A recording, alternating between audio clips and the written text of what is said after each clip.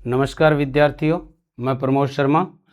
जैसे कि आप सामने देख ही रहे हो कि सामान्य विज्ञान से संबंधित जो टॉपिक था हमने जो इस पे किया यूट्यूब के माध्यम से, पादप और जंतुओं का आर्थिक महत्व, उससे संबंधित महत्वपूर्ण जो क्वेश्चन है PYQ है वो भी होगी शामिल। तो 50 क्वेश्चन की एक PDF सहित मैं पूरी उपलब्ध करवा रहा हूँ आपको, और उसको सॉल्यूशन कर रहे हैं। उम्मीद करते हैं कि आपके एग्जाम्स में बहुत ही कारगर रहेगी ये। तो पहले क्वेश्चन पे हम चलते हैं। तो पहला और दूसरा क्वेश्चन देखिए, मधुमक्खी पालन की अगर हम बात करें तो मधुमक्खी पालन में सर्वाधिक उपयुक्त समझी जाने वाली प्रजाति है। तो आपको याद रखना है कि ये जो 4 प्रजातियां हैं, तो इसमें एक बार में शहद कितना प्राप्त होता है। तो जैसे देखिए एपिस फ्लोरी, इससे 250 ग्राम शहद प्राप्त होता है। एपिस फ्लोरी से 250 ग्राम। इसी तरह से एपिस इंडिका से लगभग मिलता है वो 5 से 7 किलो शहद प्राप्त होता है। एपिस डोरसेटा, इससे जो शहद प्राप्त होता है वो लगभग 50 किलो से अधिक प्राप्त होता है। और एपिस मेलिफेरा जो से है उससे 35 किलो के आसपास शहद है प्राप्त होता है। तो ये मधुमक्खी है उससे शहद कम प्राप्त होता है। ये मधुमक्खी जो है वो गुस्सेल स्वभाव की होती है, तो 2 उपयुक्त मानी जाती है। दोनों में कंपैरिजन में अगर हम देखें तो एपिस मेलिफेरा जो है वो जो प्रजाति है वो सर्वाधिक उपयुक्त समझी जाती है। मधुमक्खी के छत्ते में पाए जाने वाली मक्खियों के प्रकार हैं। मधुमक्खी के छत्ते के अंदर जो है वो 3 प्रकार की मधुमक्खियां हैं। एक तो होती है रानी, एक होते हैं नर, और एक होते हैं कमेरू, जिन्हें सैनिक भी बोलते हैं और श्रमिक भी बोलते हैं। तो मैं उम्मीद करता हूँ ये बात समझ गए होंगे। तो 3 प्रकार की मधुमक्खियाँ पाई जाती हैं। रेशम कीट पालन का प्रचलन किस देश में हुआ? सर्वप्रथम रेशम कीट का पालन जो है वो चीन के अंदर हुआ, और चीन के बाद में भारत में ये रेशम कीट पालन प्रारंभ हुआ था। अश्वगंधा तथा अफीम के पौधे के किन किन भागों से औषधीय महत्व प्राप्त होता है? तो पौधे के पार्ट पूछे हैं, तो आपको याद रखना है अश्वगंधा जो होती है उसकी जड़ जो है वो औषधीय महत्व रखती है, अश्वगंधा की तो जड़। और अफीम के पौधे के अंदर जो होता है कच्चे फल जो होता है उनका दूध जो है वो औषधि महत्व रखता है। कच्चे फलों का दूध, कच्चे फल का दूध जो वो इस्तेमाल होता है। तो आप देखिए इसके अंदर कच्चे फल का दूध और मूल उल्टा लिखा हुआ है। तो अश्वगंधा का पूछा है तो मूल और कच्चे फल का दूध, यानी इसका राइट आंसर हो जाएगा डी। इसी तरह से आगे देखें, गोसिपियम जो है वो स्पीसीज जो वानस्पतिक नाम है वो कपास का है। इसी तरह से मायरोसिन एंजाइम, एकमात्र ऐसा फल वृक्ष है जिसमें एंजाइम पाया जाता है वो मायरोसिन, और मायरोसिन पाया जाता है वो पपीते के अंदर है। पपीते का वैज्ञानिक नाम होता है केरी का पपाया, ये इसका वैज्ञानिक नाम होता है। आम का नाम होता है मेंजीफेरेंडी का, नाम भी पूछ सकते हैं आपसे वैज्ञानिक, मेंजीफेरा इंडिका। और आम की एक वैरायटी है अल्फांसो, जिसका विदेशों में सर्वाधिक निर्यात भी किया जाता है। आंवला जो होता है उसमें विटामिन सी जो है वो सर्वाधिक होता है। और अंगूर की खेती जो है वो विटीकल्चर कहलाती है, विटीकल्चर कहलाती है। खेती की, अंगूर की खेती को क्या बोलते हैं? तो आपको याद रखना है विटीकल्चर कहते हैं। गाय के दूध के पीलेपन का कारण, तो देखिए गाय का दूध जो होता है वो कैरोटीन के कारण जो है वो पीला होता है, तो अब ये भी याद रखोगे आप। तो गाय के दूध का पीलेपन का कारण जो है वो, क्योंकि भैंस के दूध के अंदर कैरोटीन नहीं पाया जाता इसलिए उसका वाइट होता है दूध, और गाय का दूध जो होता है वो हल्का पीला होता है। धान के खेत को किस गैस की फैक्ट्री कहते हैं? तो आपको याद रखना है कि धान के खेत को मीथेन गैस की फैक्ट्री कहा जाता है, मीथेन गैस की फैक्ट्री कहा जाता है। इसी तरह से अगले क्वेश्चन पे चलें, सर्वाधिक वसा किस धान्य फसल के अंदर? तो आप याद रखना है कि बाजरे के अंदर जो है वो 5% तक वसा होती है, 5% वसा। दूसरे नंबर की अगर आप पूछ ले तो वो होती है मटर, जिसके अंदर होती है 4% वसा। मक्का के अंदर जो प्रोटीन पाई जाती है उस प्रोटीन को कहते हैं जीन। प्रोटीन को क्या बोलते हैं? तो याद रखना है जीन कहते हैं। गेहूं की रोटी जो फूलती है वो फूलने का कारण है वो है ग्लूटीन प्रोटीन, ये तथ्य है जो आप याद रखोगे, ग्लूटीन प्रोटीन। और ज्वार को जो है वो कैमल क्रॉप के नाम से भी जानते हैं। ग्लूटीन प्रोटीन, ये चलो अगले में आई गया। ग्लूटीन प्रोटीन किस में पाई जाती है? गेहूं के अंदर। ग्लूटीन प्रोटीन का क्या असर होता है कि किसके कारण रोटी जो है वो स्वादिष्ट होती है और फूलती है। तिलन व रेशा, ऐसी फसल जो जिसमें से तेल भी प्राप्त हो और रेशा भी प्राप्त हो, दोनों चीज़ें प्राप्त होती है, वो है अलसी। लाइनम यूसीटेटिसिनम बोलते हैं अलसी को। और अलसी का जो रेशा है उस रेशे को बोलते हैं लेनन फाइबर, लेनन फाइबर, या इसे फ्लैक्स भी बोलते हैं, फ्लैक्स। और इससे कागज बनाते हैं, कागज बनाने में यूज होता है। सोयाबीन जो है वो तिलहन और दलहन, दलहन दोनों कैटेगरी की फसल है, तिलहन और दलहन। तो तिलहन की बात करें तो इसमें 20 से 22% तेल पाया जाता है और सर्वाधिक प्रोटीन होती है, वो सर्वाधिक होती है। प्रोटीन की बात करूं तो 40 से 42% प्रोटीन होती है सोयाबीन के अंदर, और ये प्रोटीन जो होती है वो सर्वाधिक है। तो आपसे वैसे भी पूछ लेना कि सर्वाधिक प्रोटीन किस में पाई जाती है, तो आपको याद रखना है सोयाबीन के अंदर सर्वाधिक। इसका जो राइट आंसर था वो था अलसी। मूंगफली की अगर बात करें तो मूंगफली के अंदर क्या खास बात है, तो मूंगफली जो है इसके अंदर जो इसका तेल जो है वो 90 दिन बाद में ख़राब हो जाता है। 90 दिन बाद तेल खराब हो जाता है, क्योंकि उसके तेल का क्या हो जाता है, ऑक्सीकरण हो जाता है। और इसके अंदर जो रोग लगता है सरसों के अंदर, वो आप याद रखोगे, सफ़ेद रोली रोग है, वो इम्पोर्टेंट है। सफ़ेद रोली, वाइट रस्ट बोलते हैं, वो रोग लगता है। सर्वाधिक प्रोटीन किस फसल में, अभी हमने बात ही करी थी, सोयाबीन के अंदर सर्वाधिक जो है वो प्रोटीन पाई जाती है। इसी तरह से अगले प्रश्न पे चलें। ओमेगा 3 फैटी एसिड तो किस में पाया जाता है, तो आपको याद रखना है ओमेगा 3 फैटी एसिड जो है वो अलसी के अंदर पाया जाता है। सूरजमुखी के अंदर जो है वो अम्ल पाया जाता है, वो है लिनोलिक, लिनोलिक।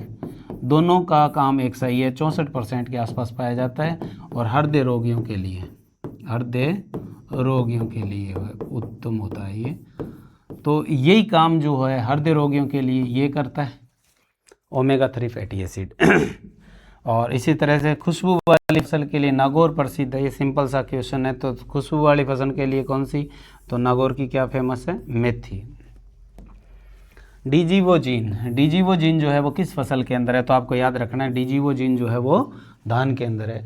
गेहूं के अंदर अगर जीन की बात कर लें तो नोरिन 10 होता है, ये याद रखना है आपको। मक्का में होता है ओपेक 2, ओपेक 2। बाजरे में होता है वो है टिफ्ट 23 ए, टिफ्ट 23A पाया जाता है। इसी तरह से सर्वाधिक आयरन या लोहा पाया जाता है, तो सर्वाधिक लोहा पाया जाता है वो किस में, पालक के अंदर पाया जाता है। तो पालक में सर्वाधिक लोहा या आयरन या Fe पाया जाता है। तो आपको याद रखना है, इसमें ये सब्जी के हिसाब से बात कर रहे हैं हम, पालक के अंदर सबसे ज़्यादा आयरन पाया जाता है। सेब किस फसल की किस्म है, ये भी बहुत बार आया हुआ प्रश्न है। तो बेर की किस्म जो है वो सेब है। ऐसे टमाटर के लाल रंग का कारण है लाइकोपीन, लाइकोपीन। मैं फैक्ट बता रहा हूँ साथ साथ में आपको, ताकि आप एक के साथ में कई प्रश्न साथ में सोल्व हो जाए। लाल रंग का कारण होता है वो लाइकोपीन होता है। और आम के अंदर हमने वैरायटी रूज की बात कर ही ली थी। पपीते के अंदर जो है वो मायरोसिन जो है वो एंजाइम पाया जाता है। बेर जो है उसकी एक वैरायटी है, उसका नाम है सेब। आम की जो है एक तो सिंधु वैरायटी है, ये भी याद रखोगे। और एक अल्फांसो, अल्फांसो।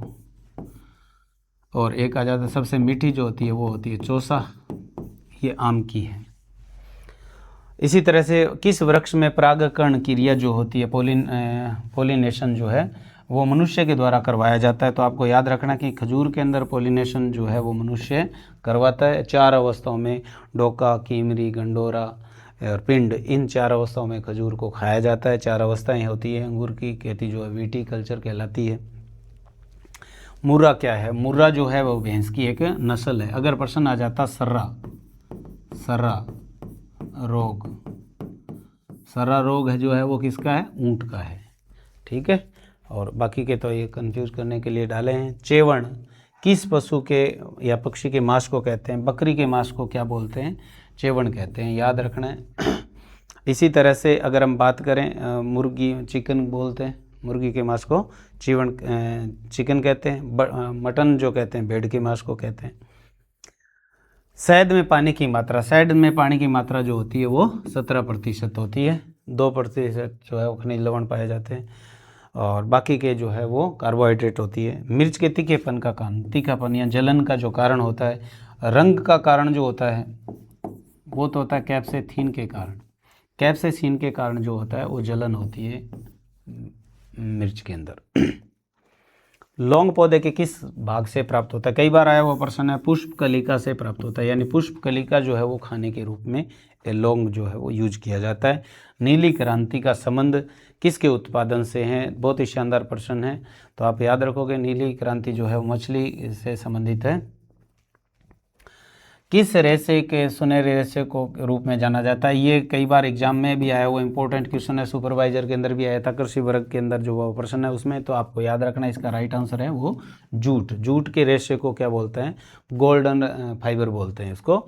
वृक्षों की आयु निर्धारण में किसके द्वारा किया जाता है? तो आपको याद रखना है कि जाइलम के जो रिंग बनते हैं या छल्ले बनते हैं उनके द्वारा जो है वो आयु का निर्धारण किया जाता है। फल पकाने वाला हार्मोन है, तो फल पकाने वाला है इथिलीन, तो आपको याद रखना है इथिलीन जो है। ये जिब्रेलिन जो होता है वो फलों को आकार, फूल को झड़ने से रोकने में काम आता है। साइटोकाइनिन जो होता है जड़ों के विकास में होता है। ऑक्सिन जो होता है पौधे की लंबाई के अंदर वृद्धि के लिए उत्तरदायी होता है।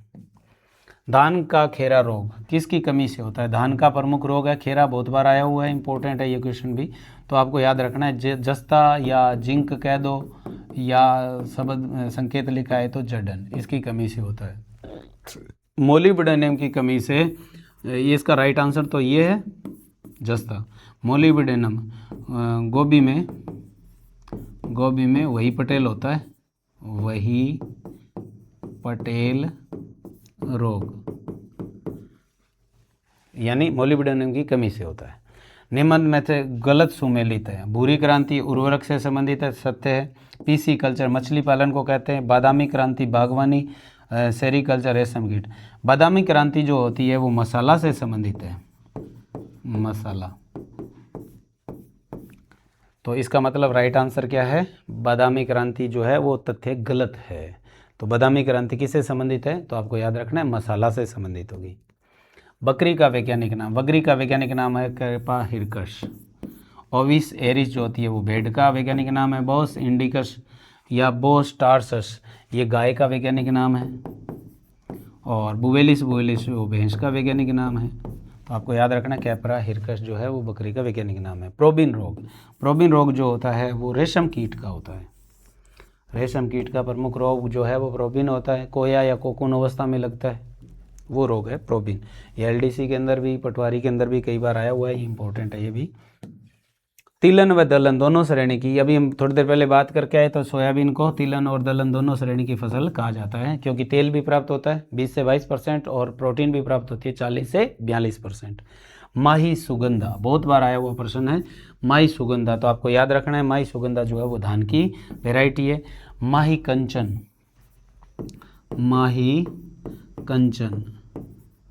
और माही धवल ये वैरायटी दोनों जो है वो मक्का की है। जियामेज मक्का का वैज्ञानिक नाम है, तो ये भी याद रखोगे आप। और इसका राइट आंसर तो ये हो ही गया, आपने लगा लिया, उधर मैंने बता दिया। चलो आगे देखिए। जाइलम का कार्य है भोजन का संवहन, जल का संवहन, ऑक्सीजन का संवहन और अमीनो अम्ल का संवहन। जल का संवहन, जल के साथ में खनिज लवण भी पानी में घुलकर पत्तियों तक पहुंचाना जो है वो काम किसका है? तो वो जाइलम का है। अंगूर की खेती क्या कहलाती है? तो अभी हम थोड़ी देर पहले बात करके आए विटीकल्चर। हॉर्टिकल्चर में फल और सब्जी दोनों का अध्ययन किया जाता है। पीसी कल्चर मछली पालन हो गया, और एपीकल्चर जो है मधुमक्खी पालन हो जाएगा। सीट्रस कैंकर रोग जो है वो किससे होता है? तो वो बैक्टीरिया से होता है।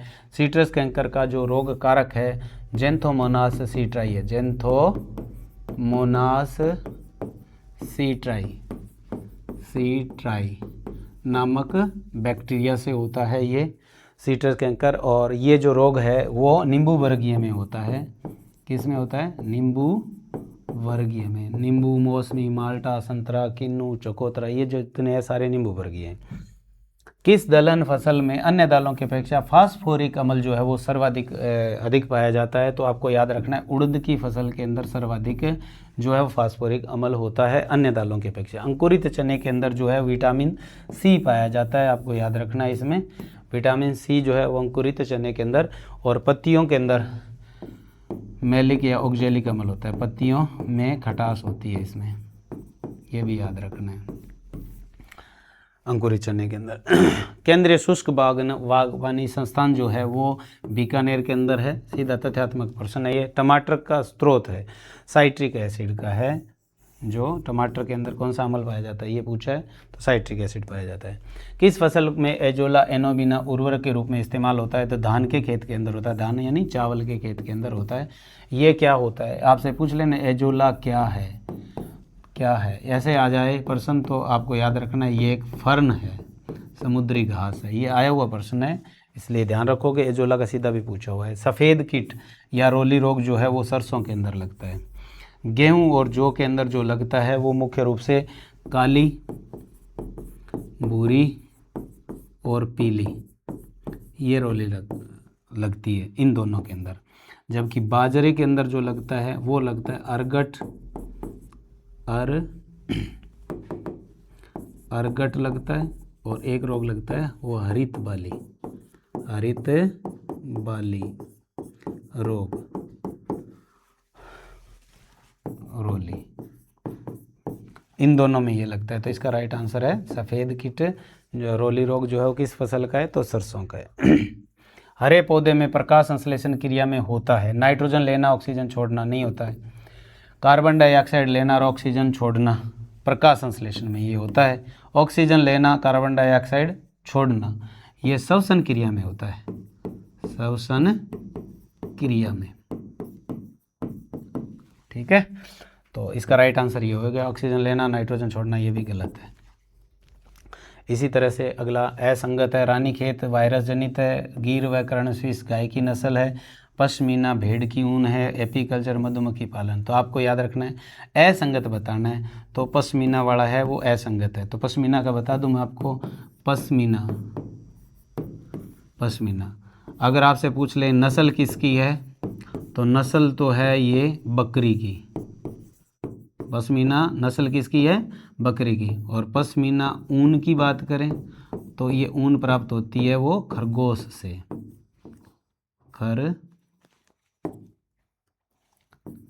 खरगोश से प्राप्त होती है।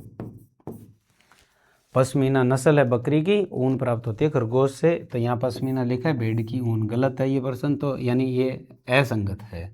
अगला देखें अपने, किस फसल को सर्वाधिक पानी की आवश्यकता होती है? तो आपको याद रखना है गन्ने को सर्वाधिक पानी की आवश्यकता होती है। रेड रोट बीमारी जो है वो किस में होती है? तो गन्ने के अंदर होती है। निम्न में से फल वाले भाग से प्राप्त होने वाली सब्जी है, भिंडी भी फल है, बैंगन भी, टमाटर भी, यानी आंसर हो जाएगा सभी। इसी तरह से देखें, अनाज के दाने को कहते हैं कैरियोप्सिस कहते हैं, कैरियोप्सिस अनाज के दाने के कैरियोप्सिस। हरित वाली रोग जो है वो किसका होता है? बाजरा का होता है। तो इस तरह से हमने आज जो है वो 50 क्वेश्चन लगभग किए, जिसके साथ साथ में मैंने क्वेश्चन करे तो लगभग हमारे ये 100 के आसपास पहुंच जाते हैं, क्योंकि मैंने इससे संबंधित फैक्ट भी आपको साथ साथ में चर्चा की। तो मैं उम्मीद करता हूं कि आपको एग्ज़ाम में ये बहुत ही हेल्पफुल रहेंगे। इनको आप रिवाइज करिए, जो भी कोई अगर दिक्कत हो तो कमेंट के द्वारा आप पूछ सकते हो। तो आज की क्लास को हम यहीं विराम देते हैं। धन्यवाद सभी का।